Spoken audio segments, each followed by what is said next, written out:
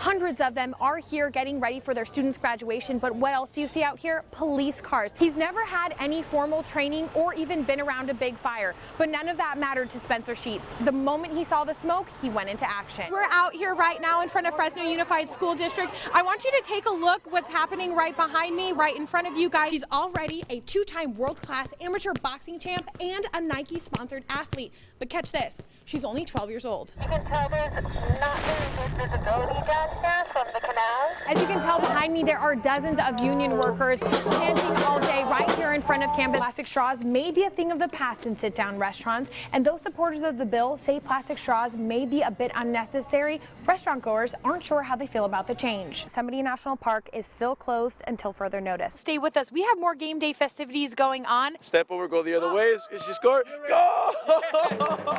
Fresno Police Bomb Squad uses these robots that move and record in real time to go into scenes first. Spin me. That is so close to what I don't know if you could tell I was in the marching band. Sounded like a challenge, and don't worry, you guys, I'll be getting in. You push yourself? Yep. That's so weird. weird. And that just helps you. The silver lining to this entire situation is none of the animals, including 12 of the new German Shepherd puppies, none of them were hurt. However, it does seem as though this break-in was targeted and planned.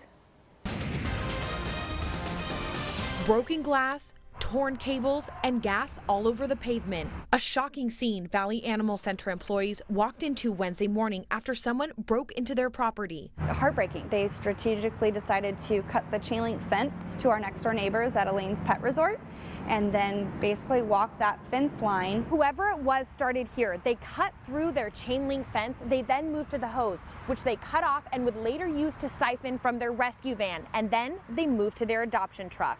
They busted the lock off and broke into here, and utilizing our own hose, they decided to siphon the gas out of the tank that was right here, and then they decided to rip out the trailer's battery.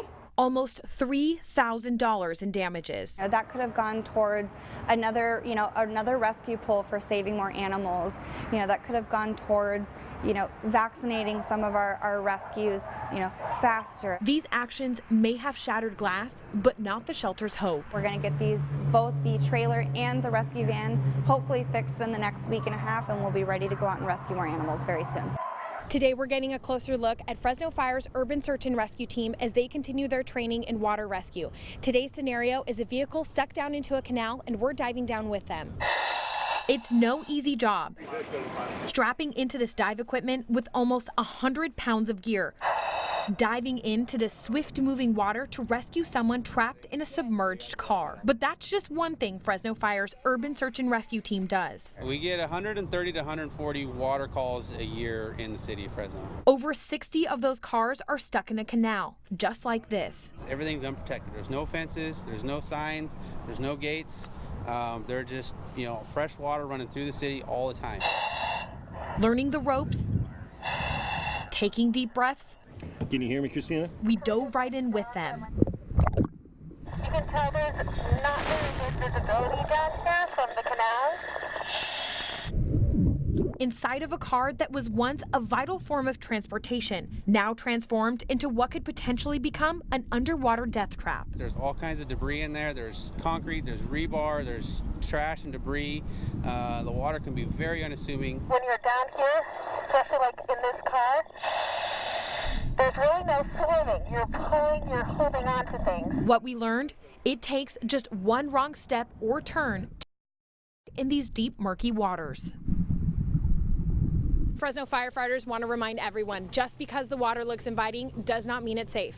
Reporting in Fresno, Christina Tetreault, CBS News. Imagine moving from place to place and school to school, working in the boiling sun to keep food on the table and a roof over your head. One family is living that reality right here in the Valley.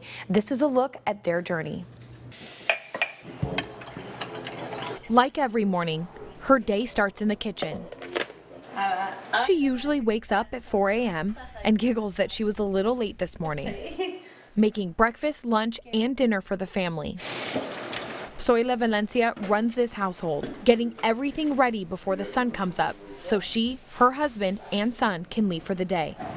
Most of the year, the Valencias live in one of Merced County Office of Education's migrant centers in Atwater, a community of homes with subsidized rent for families who travel seasonally for work in the fields.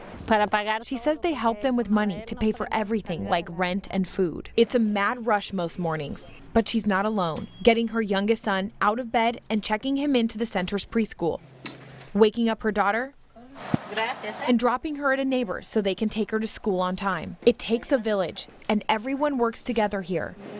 As her husband and son leave for work in the fields,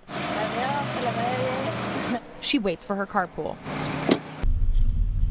We now find the mom of four here, within these fields covered with rain clouds where dozens of hats shade the faces of women working tirelessly grooming sweet potato roots. They're preparing the area as well as the roots so the sweet potatoes can grow. For almost 10 hours a day, their hands don't stop. She says they have to find and take out the smallest ones because they won't grow.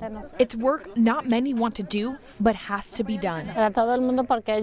Because they sell all of this to other areas around the world. When sweet potatoes are in season, she gets paid $11 an hour, a wage she thinks is fair, but not enough to live without help.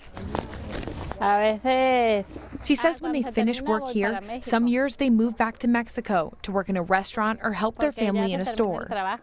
The county's Office of Education's Migrant Services program has kept her family out of desperation as they migrate from field to field to work throughout the year. She says they help them with so much, with different things like the dentist and the doctor. They help them live here. Zoila goes as far as saying she can't imagine her life without this help. These may not seem like ideal conditions. But as mariachi music plays, you see each one of these women smiling and giggling. They're a family out here. This is a place Zoila feels at home, with less stress, where she feels like she can contribute. It's a place she gets to be outside, away from the home, and it's a place where she feels free, enjoying where she is in the moment. The Migrant Family Services Program started nationwide in 1966 and is federally funded through Title I Part C. The Merced County Office of Education is one of the original counties in the state of California to use the program and has some years where they have served over 30,000 students at a time.